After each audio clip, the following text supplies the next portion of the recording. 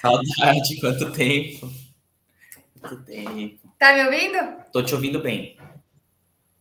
A Stephanie, contra você, meu Deus do céu. Muito tempo. Bora lá, que deu uma atrasadinha aqui, para que a gente não atrase, né, o restante da aula. Ana, no seu... já tá start? Já, né? Tá. Já beleza. começou. Então, só um segundo. Ô, Fabrício, agora eu vou 10 minutos silêncio, bem mesmo, porque né, vai captar tudo, aí depois livre, beleza?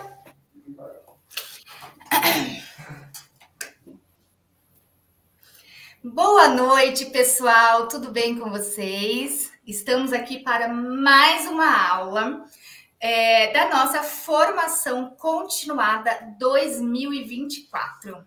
Vocês estão acompanhando as aulas? Estão gostando? E o mais importante, estão divulgando com os amigos, com os colegas, com os parentes, com os grupos de intérpretes, grupos de curso, para quem está aprendendo agora, para quem está chegando na área agora. Se não, façam isso, por favor. Antes de mais nada, eu peço que vocês se inscrevam em nosso canal. É muito importante para a gente, ajuda demais a gente. Para vocês é bem rapidinho, só aperta ali, já era. Mas para a gente é muito valioso. Cada inscrição conta muito, tá bom? Porque ajuda o YouTube a entender que os conteúdos estão sendo bons, fazendo com que chegue a um maior número de pessoas, tá bom? Eu sou a Soraya Tucci, faço parte da equipe da Conectar. É uma honra, é um prazer ter o Diogo Silva novamente aqui com a gente, né? Hoje, como intérprete, nós temos o Henrique, um excelente intérprete, né? Estamos muito bem acompanhados hoje com o Diogo e com o Henrique. E hoje, o tema que vamos, né, que o Diogo vai explanar para vocês, vai ser tipos de narrativas na literatura surda. Pois é. É muito importante, porém é pouco falado. Pode dar um Google aí, não tem muito conteúdo sobre isso, não tem muita informação. Então, não percam, não pisquem, fiquem assim, ligados, para que vocês não percam nenhum conteúdo, tá bom? O Diogo, ele é um professor especialista em Libras e educação especial, com ênfase em surdez. Ele também tem licenciatura em Ciências Sociais, Pró-Libras, em ensino de Libras, e ele é um instrutor credenciado pela Prefeitura de São Paulo, tá bom? Tenham uma excelente noite, aproveitem essa aula e compartilhem com seus amigos. Tem uma setinha no cantinho assim que dá para vocês enviarem pelo WhatsApp, enviarem nas redes sociais, tirem um print, né, e marquem a Conectar. Tem muito conteúdo legal nas nossas redes sociais. Estamos no LinkedIn, estamos no Instagram, estamos no Facebook, estamos no TikTok, estamos aqui no YouTube, estamos em todos os lugares com conteúdos diferentes. Então é importante vocês nos acompanharem em todos os canais, porque tem coisa que a gente posta em um lugar que não posta em outro, né? Tem coisa que a gente coloca em outro que não coloca no outro. Então, nos sigam em todos os lugares, divulguem, compartilhem e nos ajudem nessa, tá bom? Dúvidas e perguntas daqui a pouquinho, após a aula. Muitas pessoas já perguntaram, né, durante a inscrição. A gente tem aqui já algumas perguntas feitas, mas vocês fiquem à vontade para interagir com a gente aqui no chat, tá bom? Um grande beijo, um grande abraço, até daqui a pouquinho. Olá, tudo bem com vocês? Voltamos agora à nossa aula número 5. Então, já estamos aí uma trajetória de aulas. Eu sou o Diogo, este é o meu sinal. E eu estou aqui hoje para apresentar para vocês, juntamente com a equipe da Conectar 360, por meio da língua de sinais, abordar este conteúdo que já viemos tratando nas últimas aulas, que é a literatura surda. Então, sabemos que existem diferentes tipos de literatura surda. Então, vocês estão curiosos para aprender que tipos são esses? Mas, importante, nós devemos lembrar o que é um tipo. Tipo é diferente de gênero. Então, não podemos confundir gênero com tipos de narrativas. São coisas diferentes, tá bom? Então, hoje nós vamos aí nos aprofundar nesses estudos, vamos pesquisar e entender de uma maneira mais prática, né, de que forma se dão esses tipos e quais são os seus usos, quais são as estratégias que vocês podem utilizar esses tipos de narrativas. Muito bem? Vamos ao próximo slide, por favor.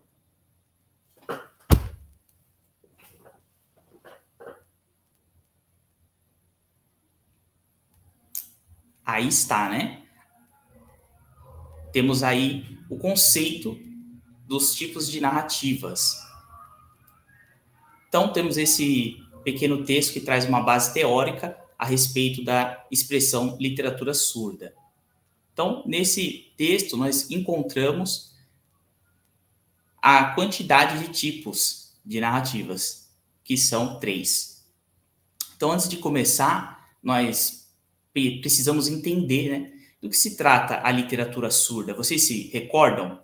Então, a literatura surda, ela faz parte da cultura surda, ela está estritamente vinculada a essa questão identitária das pessoas surdas e traz questões, características, especificidades, tanto nos diversos tipos de literatura, como a poesia e outros, especificidades da cultura surda. Então, temos 3 tipos, 3 estratégias de narrativas na literatura surda. Vamos conhecer cada uma delas? Pode passar o slide. Muito bem. Então, temos 3 tipos de técnicas. A literatura surda oferece essas 3 variações, tá bom? Então, vamos refletir. Isso é muito interessante, né? A literatura surda, ela tem uma capacidade de abranger diversas formas de gêneros literários. Então, às vezes, quando a gente pensa, a literatura, ela é somente escrita? Não. Então, a pessoa surda, ela usa a literatura de forma visual. Então, quando falamos de literatura surda, estamos falando de uma literatura visual. Antigamente, pensava-se que era impossível a existência de uma literatura surda por não existir ali um registro escrito, mas é possível, sim, por meio da língua de sinais. Então, uma literatura que envolve diversos tipos de metáfora, semântica específica da língua de sinais, e traz aí como primeiro tipo a criação, ou seja, trata-se de uma obra original. Como podemos explicar isso? É algo de autoria daquela pessoa, foi uma ideia dela. Ela que teve aquela iniciativa e criou aquela obra. Então, não há uma outra obra igual àquela, porque aquela é uma obra de autoria. Então, pode ser utilizada a criação em poemas, poemas autorais. Slam também é uma outra forma que envolve a poesia, né? A música... Não, perdão, na verdade a música já é outro assunto. Então temos também diferentes tipos de histórias, envolve aí a questão da contação de histórias, piadas. Tudo isso pode ser utilizado como o tipo criação, tá bom? Já o segundo tipo de narrativa é a adaptação. De que se trata a adaptação? Digamos que já existe uma obra, como por exemplo um livro pronto, escrito, em uma língua oral.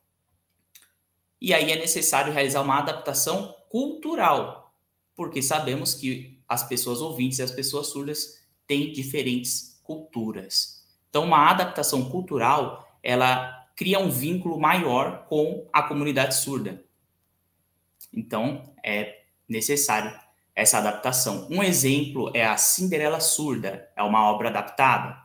Os Três Porquinhos Surdos ou o Patinho Feio Surdo são adaptações de obras já existentes, mas que levam em consideração o público surdo, de que forma essas pessoas sofrem determinadas situações na pele. Então, isso traz uma maior aproximação. De que forma é feita essa adaptação? Por meio de estratégias visuais. Nós vamos tratar esse assunto daqui para frente também. Vamos ao terceiro tipo de narrativa, que é a tradução. Então, você tem uma obra, aquela obra é estudada e é traduzida para a língua de sinais. Então, foi feito ali uma tradução, que é diferente de uma interpretação. Vocês sabem aí que são duas coisas diferentes. A tradução, ela permite que o tradutor tenha tempo para estudar, para escolher qual sinal em Libras que mais se adequa àquela determinada palavra. E faz parte também da literatura. Então, a tradução também faz parte da literatura surda. Então, vamos ver alguns exemplos no próximo slide.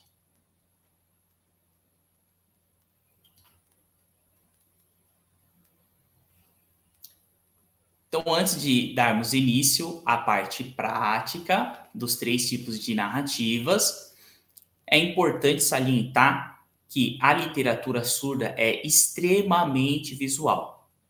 Para se tratar de uma literatura surda, é preciso de estratégias visuais. Então, às vezes a gente pode pensar assim, eu vou fazer algo de qualquer jeito e trata-se da literatura surda. Não. É algo específico, né? A literatura surda, ela não utiliza a forma oral, mas sim a modalidade gestual, ou seja, a língua de sinais. Então, de que forma é possível realizar isso? De uma forma visual. Se você vai utilizar o tipo de criação, você precisa ter uma mente aberta e desapegar da língua portuguesa. Então, solta a língua portuguesa, né? Não fique preso nas palavras orais. Então, essa é uma reflexão muito importante, né? E que vem trazendo novas ideias que nós precisamos ter, né? Precisamos refletir e pensar de forma visual para realizar essa construção. Então, às vezes a gente se preocupa muito com a palavra em língua portuguesa. Vou dar um exemplo. A palavra coração. Aí você pensa, eu conheço o sinal em Libras, é este. Eu já sei. Então, tá pronto. Será que é isso mesmo? O que está faltando aí? As estratégias visuais. E agora? E agora? Viu a diferença entre você usar só o sinal em Libras e você usar construções visuais? Então, aqui, realmente, temos algo extremamente visual. Então eu posso utilizar o sinal de coração na minha poesia? Sim, você pode. Mas que impacto você quer causar? Lembre-se que tem que ser um impacto visual, tá bom? Então, você pode utilizar classificadores, visual vernacular, que é o visual vernacular. É um exemplo. Então, se você ainda não sabe do que se trata, nós vamos tratar desse assunto também. Vamos ao próximo slide.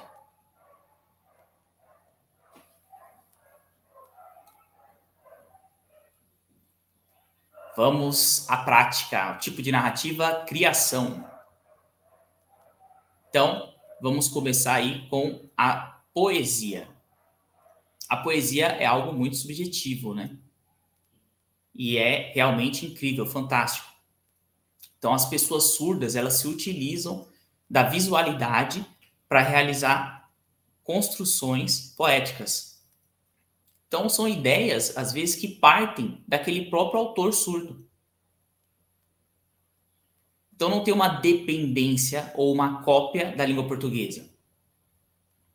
É uma autoria daquela própria pessoa, por isso utilizamos o termo de criação.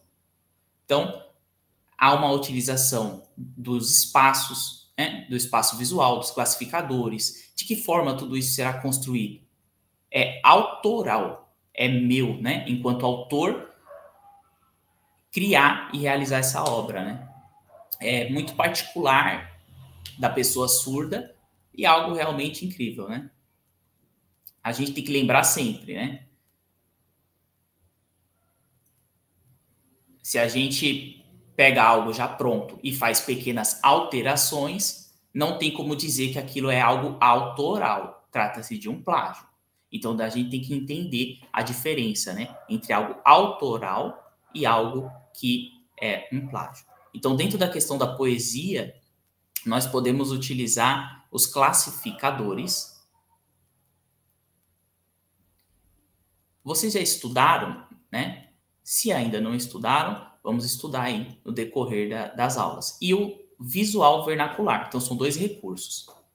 Classificadores e visual vernacular. Não é uma palavra comprida, né? Vernacular. Né? O que significa isso?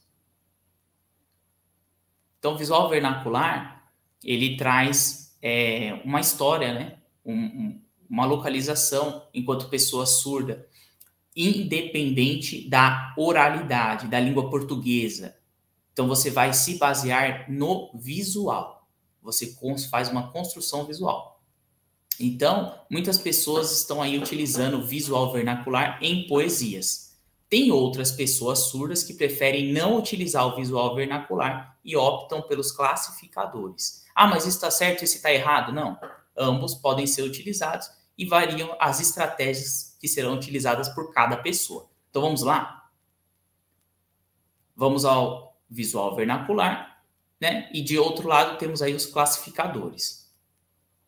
Então, se a poesia irá utilizar os classificadores ou o visual vernacular, precisamos entender que são duas coisas diferentes. Lembra do exemplo do coração? Então, eu posso utilizar, por exemplo, dessa maneira. Eu vou fazer um poema, às vezes, que não vai ficar muito bom, tá? Vai ficar inadequado, defeituoso. Por exemplo.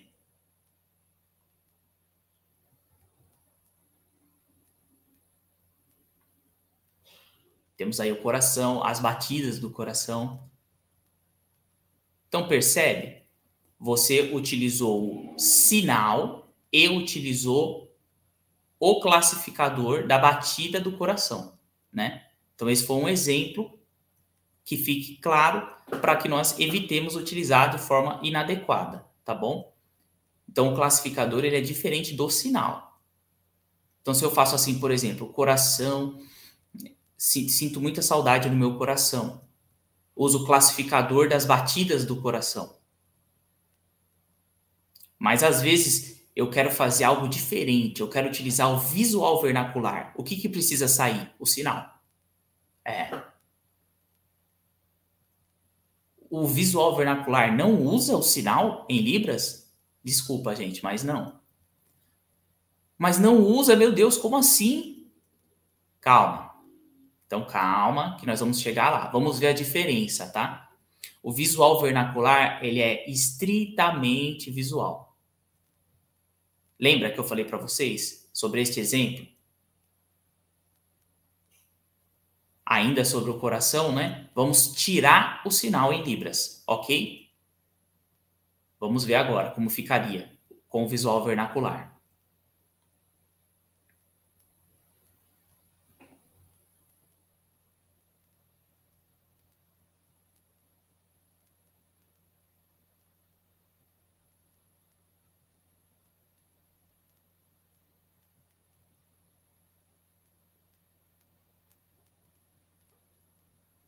Perceberam a diferença? Então, o visual vernacular, ele é extremamente visual. Você não precisa se pautar no sinal em Libras. Você não precisa utilizar o classificador.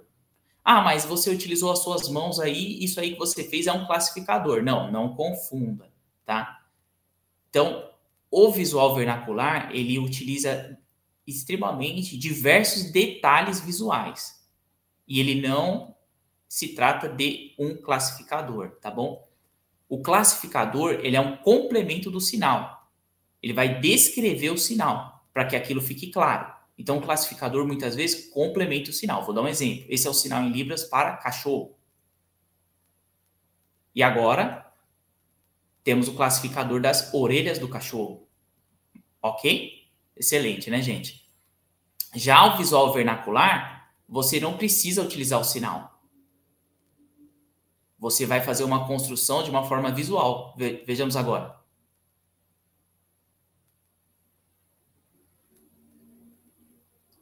Aí está a construção do visual vernacular, tá bom? Então, ele é diretamente visual. Você não precisou utilizar nem o sinal e nem o classificador. O classificador, muitas vezes, é um complemento do sinal. O visual vernacular é puramente visual, podemos dizer assim, tá bom? Então, você não precisa se basear no sinal em libras e nem no classificador. Então, são duas técnicas diferentes. Classificadores, vai estar muito envolvido a questão da gramática da libras e o visual vernacular, que é uma construção mais visual, tá bom? Então, se eu contar uma história aqui para vocês, uma contação de história, eu posso utilizar o visual vernacular ou eu posso utilizar o classificador. A escolha é sua, tá bom? Importante é você entender que são coisas diferentes. Se você começa com o visual vernacular, você vai até o final com o visual vernacular. Se você começa com o classificador, você segue a linha de raciocínio. Então, é impossível você misturar as duas coisas, entendeu? Você vai gerar uma confusão e não vai ficar claro. Então, não podemos misturar o classificador com o visual vernacular. Você precisa realizar uma escolha. Imagina que você vai escrever um texto em língua portuguesa e em língua inglesa. Será que vai ficar legal? Uma palavra em português, a próxima palavra em inglês. Não sei, né? Às vezes alguns de vocês aí ouvintes vão achar até que é interessante, mas não é o mais adequado, tá bom? Então, na hora da gente construir histórias, criar poemas, tudo que for de autoria, trata-se da criação. Mas tem que ter a presença da cultura surda, tá bom? Então, não tem outro lugar igual. Por exemplo, na questão das piadas. Então, vocês sabem, né, que tem muitas pessoas surdas e que dentro da comunidade surda, né, existem diversos tipos de piadas surdas. Por exemplo, a piada da árvore. Vocês não conhecem essa? Então, eu vou contar para vocês. Então, tinha um homem que ele era lenhador, né? Tinha um lenhador, ele trabalhava ali cortando árvores, derrubando árvores. Esse era o trabalho dele, né? Como qualquer lenhador. Então, ele estava lá tentando derrubar aquela árvore. E aí, quando a árvore estava quase para cair, ele gritava, madeira! A árvore caía. Mas, em um belo dia, esse mesmo lenhador estava lá tentando derrubar uma árvore específica. Depois de muito trabalho, ele gritou, madeira! E a árvore continuava em pé. Madeira! E a árvore continuava ali. Aí ele foi, deu mais algumas batidinhas com o machado dele. Madeira! E a árvore continuava. Então, ele chamou o dono, né, o chefe dele, e falou, essa árvore tá muito difícil de derrubar ela. Aí o chefe falou, já sei o que é, peraí. Aí o chefe foi lá e soletrou em libras, madeira, a árvore caiu. Por quê? Então a árvore era surda. Então a árvore era surda. Veja, esse é um exemplo de piada, né, que faz parte da literatura surda e que é intrínseca da literatura surda, da comunidade surda. Não existe outro local, né? Fora da literatura surda, talvez não faria tanto sentido. Então, uma piada que já é contada aí por anos, né? E sempre que eu vejo, eu me recordo, é uma criação surda. Então, isso está registrado em livros? Não, né? Está na mente e no boca a boca, né? Entre as pessoas surdas. Então, um passa para o outro, né? Então, esse é um exemplo de criação, tá? Um tipo de narrativa, criação. Poesia, piada, determinadas histórias que só fazem sentido quando estão envolvidas as questões surdas e muitas vezes foram idealizadas por autores surdos. E essa pessoa leva o nome aí como autor dessa obra, tá bom? Então, a criação é um tipo de narrativa de literatura surda. E vamos agora para o próximo slide, para o segundo tipo de narrativa.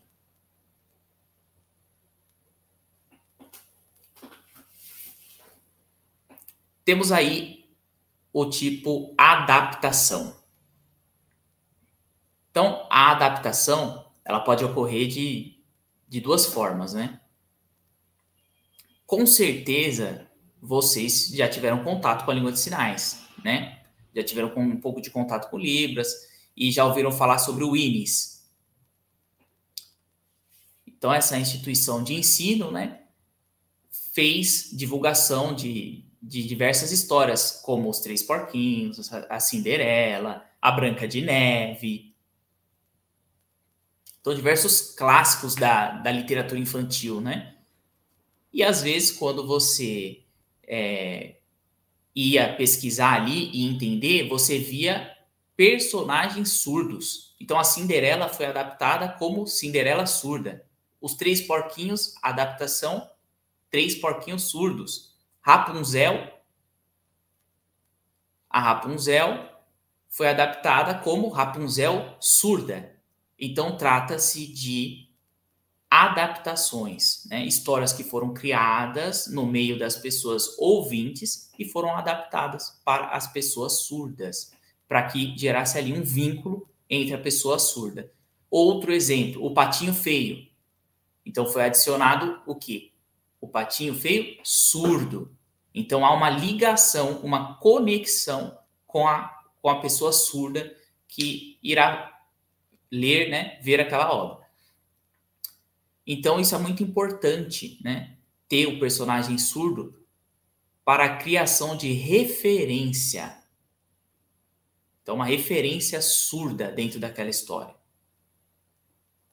Então, será que esse é um problema somente da comunidade surda? Não. Então, tem outros exemplos, né? Quantos personagens negros, é um exemplo, né, existem nos livros? A grande maioria dos clássicos, os personagens são brancos, né? Então, é feita também essa adaptação. A Cinderela negra é algo que já existe, né? A Rapunzel negra existe também. Então, podemos utilizar outro exemplo, vídeos, né? Muitos atores brancos, poucos atores negros. Ou você tem ali um personagem negro que é inserido naquela história. Então, hoje a gente vê, né, essa questão de representatividade. Pessoas surdas, pessoas pretas participando cada vez mais. Então, a pessoa surda, quando ela está inserida, ela se torna uma referência para os demais surdos que irão apreciar, né? Então, é importante. Esse é um tipo de narrativa que é a adaptação, tá bom? Então, a gente tem que entender, por exemplo, a contação de histórias, né? Não podemos confundir tipo com gênero. Às vezes você pensa assim, essa é uma literatura que é estritamente infantil, mas pode ser adaptada para o público infanto-juvenil, para o público adulto. Então, tem diferentes tipos de gêneros literários, né? Então, a gente tem que entender que não é só a literatura infantil. Então, infanto-juvenil ou para os adultos também é possível realizar a adaptação para a comunidade surda, tá bom? Isso, para o público adulto, né, ainda é muito pouco, né? Tem aí questões de piada, né, história de terror, mas a gente não tem grandes conquistas, né? Ainda está se trabalhando em relação a isso. Então, vocês que estão fazendo o curso aqui Conectar, aproveitem, né? Tem o campo aí das histórias de terror, por exemplo, que já é uma dificuldade a mais, né? Como você faria para realizar uma adaptação, levando em conta a questão da literatura surda? Então, como você faria uma adaptação de uma literatura infantil ou de uma literatura já adulta. Então, a gente sabe que existem sinais que são utilizados no meio infantil, sinais em libras que são utilizados no meio adulto, né? Então, existem diversos tipos de variações, na verdade. Por exemplo, a palavra bonito, né? A gente conhece como o sinal, né? Sinal em libras, bonito, tá? Mas se eu estou em uma contação de história focado para jovens, adolescentes, você vai utilizar só esse sinal de bonito? Sendo que você quer impactar aqueles adolescentes surdos. Ó, você pode fazer dessa forma. Aqui em São Paulo é muito utilizado assim. Nossa, né? Que lindo, né? Então você não fica preso no bonito. Você pode utilizar o sinal dessa maneira, né? Mas você vai adaptar para o contexto que você está. Se você está num contexto formal, informal, se você está ali com os adolescentes, né? Você vai tentar atingir o seu público-alvo. Então, você fará também adaptações nos sinais que você vai utilizar. Então, você vai contar uma história, contação de histórias. Qual é o público-alvo? Infanto-juvenil? Público adulto? Infantil? Você faz as adaptações necessárias nos sinais, em libras também, tá bom? Vamos fazer as adaptações necessárias. Então, espero que vocês estejam entendendo. E vamos agora para o terceiro tipo de narrativa, que é muito importante também. Então, temos aí a tradução. A tradução, ela ocorre com um determinado tempo para que a pessoa, o tradutor, né, possa estudar. Então, existem diversos tipos de tradução. A tradução de livros, às vezes, é mais difícil traduzir para a língua de sinais, porque pode ser um livro muito grande, muito extenso. Então, existem alguns livros que já começaram a traduzir para a língua de sinais. Por exemplo, a Bíblia, né? A Bíblia Sagrada já tem a tradução para Libras. Outros livros também eu já vi o pessoal divulgando no Instagram a tradução Ilíada.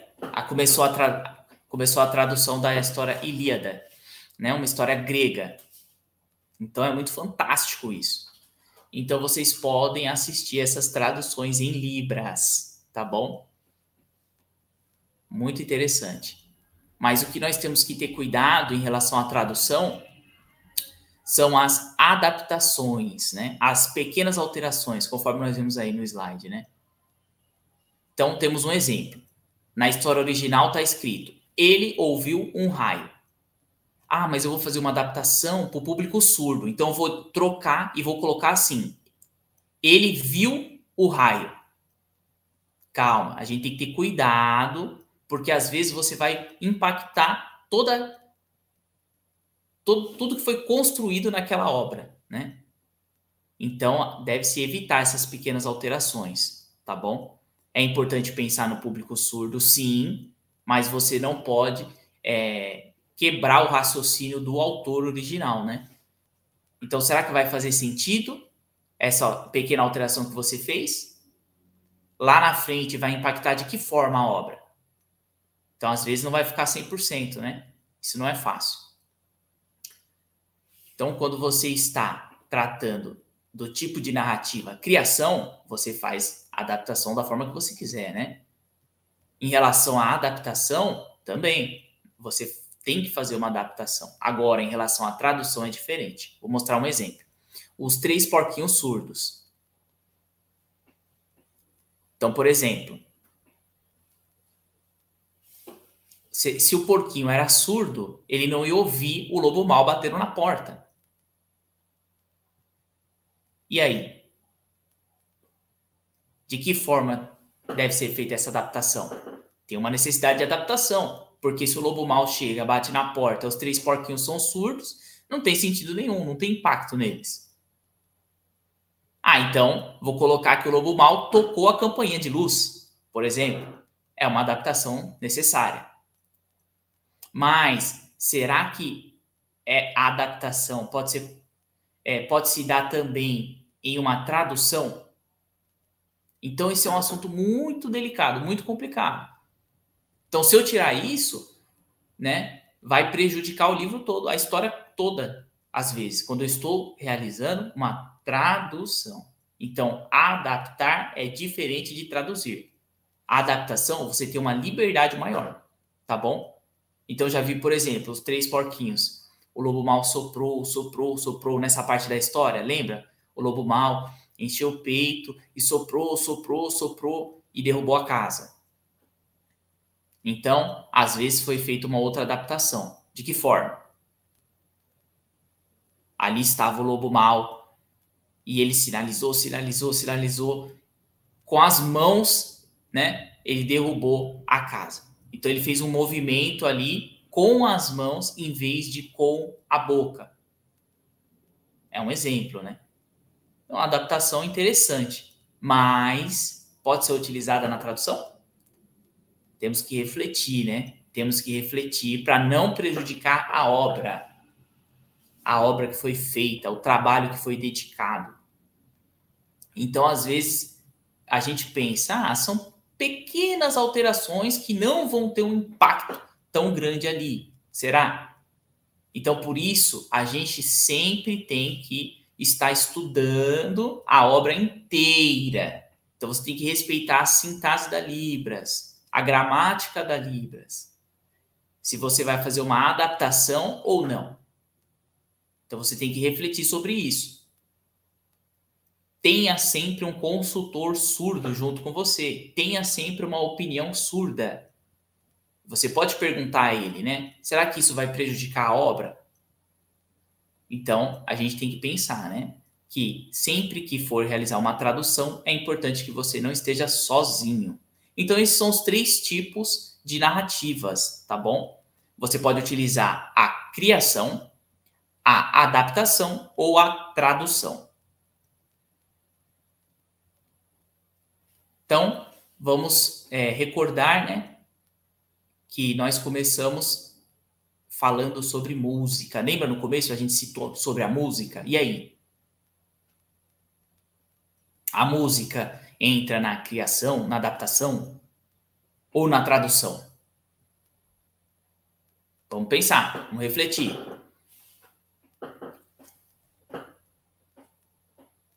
Então você tem a música. A música, ela é autoral? Não, porque existe um autor que compôs aquela música.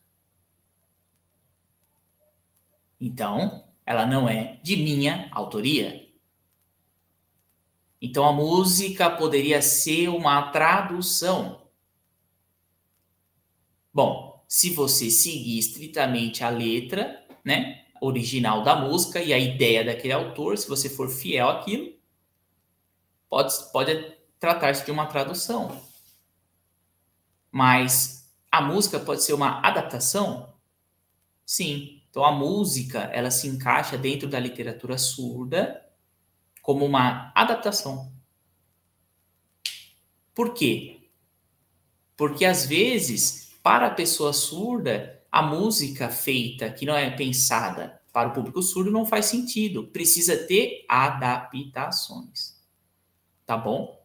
Então, a tradução já é outra coisa. Porque a tradução vai seguir sem realizar as adaptações que tornaria claro, né? E que faria parte, traria uma conexão com a questão surda. Então, vou trazer essa reflexão para vocês. Existem músicas que são tradução? E aí? Então, existem diferentes variações aí, né? De traduções, interpretações. Não existe uma única tradução. Então, cada pessoa realiza uma tradução diferente. Cada pessoa faz uma adaptação diferente, né? Uma tradução nunca é feita igual. Mas eu fui no show e tinha um intérprete de Libras lá. O show é diferente, porque o show é ao vivo. Você estava presencialmente lá. Foi preciso de diversas técnicas estratégicas, adaptações. Você precisa de muita coisa em milésimos de segundos. É um pensamento muito rápido. Essa é a interpretação. A tradução é diferente. Você tem tempo para estudar. Mas sempre existe pessoas que querem realizar as adaptações, né? Não existe uma tradução que seja igual, né? Feita diversas vezes e que saia igual. Então, a música, né? Ela não está tão ligada com a cultura surda, mas não está aí na literatura surda, né? Ela faz parte muito do mundo ouvinte. Ah, mas o surdo gosta, o surdo ama música. Sim, mas isso não significa que eu não posso sinalizar músicas. Pode. Então tem pessoas surdas que gostam, né, de ver a sinalização em libras de uma música. Mas às vezes precisa ter adaptações, né? Não faz parte da literatura surda. Então, às vezes a gente pensa o que podemos colocar como equivalente, né, entre o surdo e o ouvinte? A poesia. Então, existe a poesia ouvinte e a poesia surda, que é muito visual.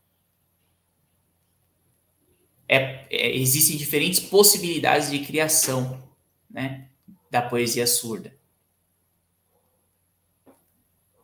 Às vezes, você vê algo que foi escrito, né, um poema escrito que não está 100% adaptado para as questões surdas, mas em questão da música, podem utilizar a música, sinalizar, só não faz parte da literatura surda. Então, nós falamos aí diversas estratégias, né, e técnicas que fazem parte da literatura surda. Ah, mas qual gênero? Os diferentes tipos de gêneros fazem parte da literatura surda e estão presentes nos 3 tipos de narrativas. Então, eu já vi, por exemplo, uma poesia, né, que é muito interessante. Há uma poesia que traz a conotação da sexualidade. Então, esse é um exemplo. Então, uma poesia que tem uma conotação focada para a questão da sexualidade. Então, você vai pensar, mas está falando sobre sexo? Não. Tem ali um quê sexual, né? Traz a sexualidade. Então, foi elaborada diversas construções visuais por meio daquela pessoa surda e é algo maravilhoso, né? Então, isso existe. Então, existe outro tipo de poesia? Sim, diversos tipos que às vezes a gente não conhece. Contação de histórias, diversos tipos, né? Nossa, professor, mas onde eu acho tudo isso que você está falando? Vamos ver aqui o próximo slide.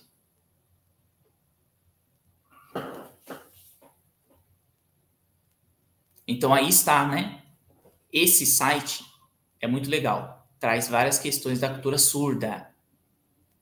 Tem poesias, contação de histórias, vídeos.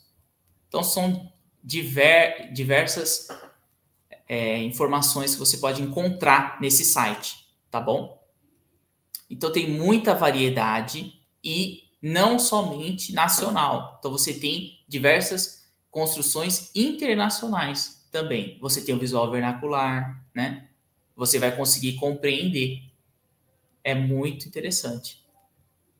Muito interessante, gente. Então, você vê que a cultura surda, né, atrelada na questão da literatura, ou seja, uma literatura surda, ela é vasta, ela é diversa.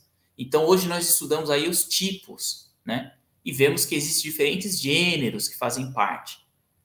Então, é muito estudado o infantil, né? Agora, nós temos gêneros adulto, né, gêneros voltados para o público adolescente. Isso ainda precisa ser mais desenvolvido dentro da literatura surda. Tá bom? mas não pense só no infantil. É importante, sim, para as crianças surdas terem acessibilidade, né? Ter criação, adaptação e tradução de obras para elas também. Mas é importante outros gêneros focados para os adultos, os adolescentes, para as diversas faixas etárias. Então a gente precisa quebrar o tabu. Ah, a literatura surda é somente infantil. Então o adulto não precisa, né? A questão de terror, suspense. Ah, não, isso não tem necessidade. Vamos focar só no público infantil? Não. Então é importante a gente pensar em outras formas de realizar essas contações de história, tá bom? Então participem do slam, né? Então nós temos poesia, slam. É muito interessante você participar, você estar presente ali. Contação de histórias em língua de sinais, peças teatrais, utilizando diferentes formas de sinalizar. Então você está lá, né, aproveitando os espaços, né? Então você precisa praticar, ok? Você não precisa só ficar paradinho ali se alimentando daquela informação. Então vamos praticar. Agora encerramos aí a nossa aula e abrimos agora para perguntas, né? Se vocês estiverem curiosos, se vocês quiserem entender melhor como funciona esse processo de criação, de adaptação, de tradução, fiquem à vontade, tá bom? E continuem estudando as diferentes estratégias, né? Contação de história, poesia e tudo mais, tá certo? Então, agora acredito que a Soraya vai voltar. Vamos aí com a Soraya.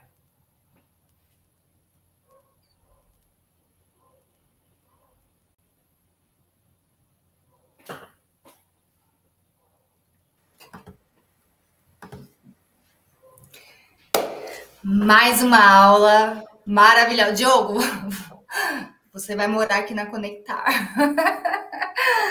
Você é muito bom. Você realmente está acrescentando demais para a própria comunidade surda, porque é o que a gente vive dizendo aqui. O objetivo deste projeto, né, desta formação continuada, é fazer com que os profissionais, sejam eles quem, né, já está há muito tempo na área, como a gente vê nos comentários, pessoas que já estão assim há 10, 20, 25 anos ou mais, aprendendo, né, conteúdos muitíssimos relevantes desde o ano passado, né? Este ano também a gente já teve várias aulas, já estamos aí no meio do ano. Até quem está começando, né? Quem está aí iniciando os seus primeiros passos também aprende muita coisa. E isso vai fazer com que a comunidade surda seja beneficiado. Por quê? Profissionais mais bem capacitados, profissionais que conseguem praticar, conseguem aprender, colocar em prática tudo que está aprendendo aqui na teoria, vai atuar melhor. E quem que vai ser beneficiado? A pessoa surda que está ali, né, precisando daquela interpretação, daquela tradução. A gente, neste mês, resolveu não abrir, né, as perguntas no chat. A gente pegou perguntas que as pessoas fizeram no momento da inscrição, né, no formulário. Então, fiquem atentos quando a gente divulgar os formulários, né, para que vocês façam as perguntas de vocês, assim fica mais fácil, já que o tempo está menor, né, de aula, então a gente consegue ter um maior controle, uma maior logística aqui das aulas, tá bom?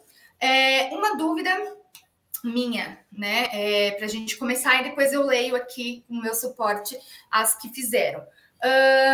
Eu sei, né, que é muito importante a presença de um consultor surdo para as traduções, né, para ele avaliar ali, para ele verificar quais são os momentos que é possível fazer traduções sem interferir na obra, né, sem interferir no que o autor trouxe, porém, qual que é a formação deste consultor surdo? Ou qual que é a experiência que esse consultor surdo tem que ter? Como chamar, como escolher, como fazer com que esse consultor surdo seja realmente, né? Não fazer com que ele seja, mas Como saber que ele é capacitado para ser consultor surdo? Já volto aqui.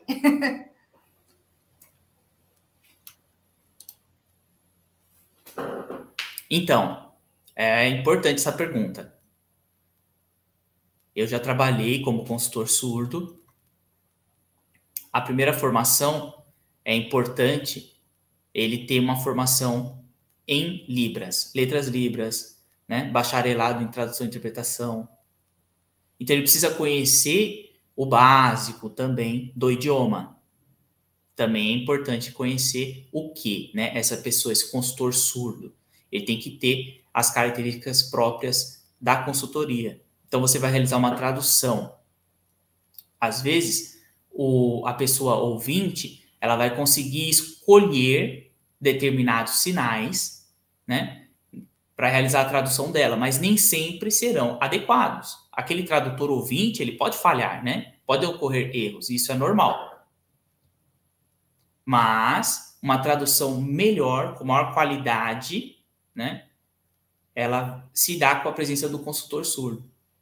Então, o profissional tradutor, intérprete, maravilhoso, tem muita experiência, né? Usa a língua de sinais de uma maneira muito clara, mas o feedback que vem daquela pessoa surda, né, junto com aquele tradutor ouvinte, às vezes traz uma alteração naquela tradução, que é uma alteração significativa para melhor, né? Então, às vezes, o ouvinte ele tem tendência a depender da língua portuguesa e usar o português sinalizado. Aí vem o consultor surdo e dá essa dica para ele, ó, você tem que fazer de uma outra maneira, não é assim que você tem que fazer, assim não fica claro. Então é importante o quê? A junção dos dois, tanto o tradutor ouvinte como o consultor surdo. Precisa ter formação específica, né, na área da Libras. Não é qualquer pessoa, por ser surda, que pode trabalhar como consultor. Então ele tem que ter uma experiência também, né, de que forma ele consegue avaliar aquela tradução, aquele tradutor. O consultor, não é ele que vai mandar no tradutor, ele vai agregar. Então, ele vai ser algo a mais, um recurso a mais para a qualidade daquela tradução. Então, tem que pensar no consultor sempre como alguém que estará agregando a tradução. Então, é difícil encontrar no mercado porque é algo que está começando, né? Consultores surdos trabalhando em empresas, né?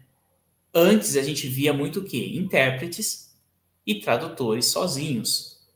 E via-se traduções com muitas falhas. Nossa, mas por que ficou assim? Ah, porque eu sou ouvinte, né? A minha língua mãe é a língua oral, a língua portuguesa. E aí? E agora? Então, você tem uma pessoa que tem como L1 a língua de sinais, tá bom? Ficou claro? Eu já volto. Muito bem, Diogo. Eu pensei que desse tempo para mais uma pergunta, porém, o nosso prazo ali acabou. Agradeço demais a participação do Diogo, né, por ter aceitado o nosso convite. Do Henrique também, que arrasou. Henrique do céu, vou te chamar para tu. Maravilhoso, assim, muito obrigada mesmo. Ela fez com que nossa noite, nossa sexta-feira fosse gente, pera. Ai, eu não consigo. Enfim, se tornasse uma noite muito boa. Rebeca, que vai fazer os cortes depois que vocês vão ver no Instagram, vai pegar essa parte, né, Rebeca?